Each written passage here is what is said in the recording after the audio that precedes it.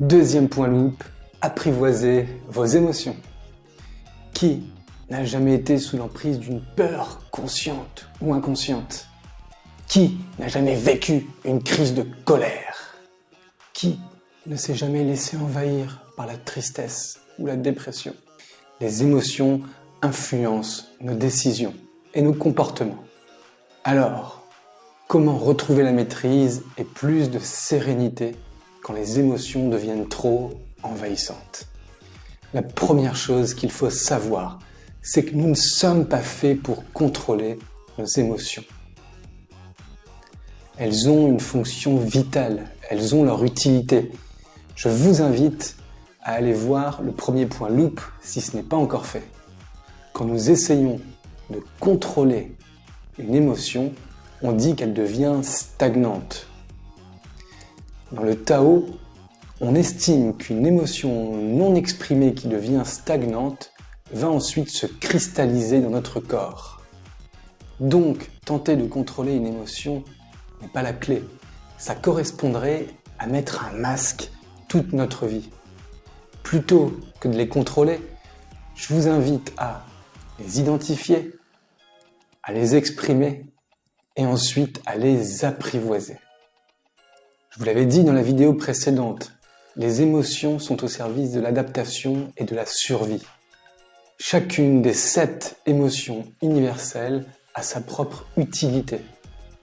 Par exemple, la tristesse peut révéler que nous avons besoin de réconfort. La colère peut nous dire que nous avons besoin de changer quelque chose. Alors que la peur peut nous aider à nous éloigner d'une menace.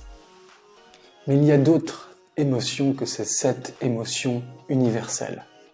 Elles sont la conséquence et le fruit des sociétés dans lesquelles nous vivons.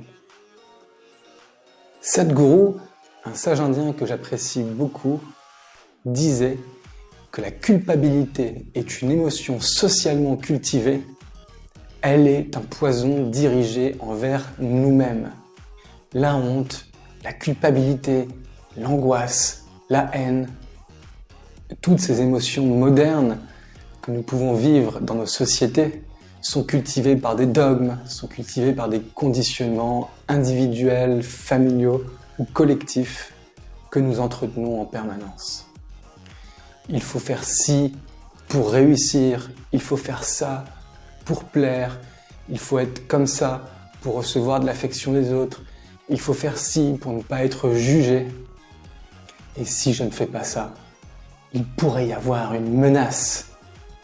Et malheureusement, ces menaces que nous percevons sont bien souvent imaginaires ou projetées. Donc, tout est une question de perception et de signification des expériences que nous vivons. Quelle est la réalité que vous percevez à travers le prisme de vos pensées? Ce qui met une personne en colère n'en mettra pas forcément une autre. Pourquoi? Eh bien parce que la réalité que vous percevez est complètement subjective. Elle dépend de vos expériences, de vos blessures, de vos souffrances passées. Face à une émotion qui vous semble envahissante, il est nécessaire d'en prendre du recul et d'en changer la perception que nous en avons. Si vous en changez la perception, il y aura un changement de signification. Autre clé, je vous avais dit dans la vidéo précédente que les émotions tiraient leur origine d'un besoin satisfait ou non satisfait.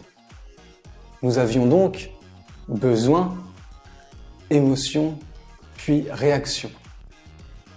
Eh bien, nos émotions peuvent également provenir de nos désirs.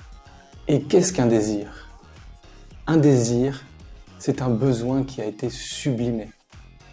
Donc, quand une émotion vient vous envahir, regardez le besoin ou le désir qui y est associé.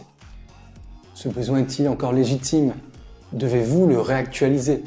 Vous n'aviez pas les mêmes besoins à l'enfance que maintenant à l'âge adulte. Il est important de se tourner vers ce qui est essentiel pour nous dans l'instant présent. Vous n'êtes pas vos émotions. Vous êtes le contenant de vos émotions. On pourrait dire qu'elle pousse en vous comme dans un jardin alimenté par les perceptions que vous avez de certaines situations.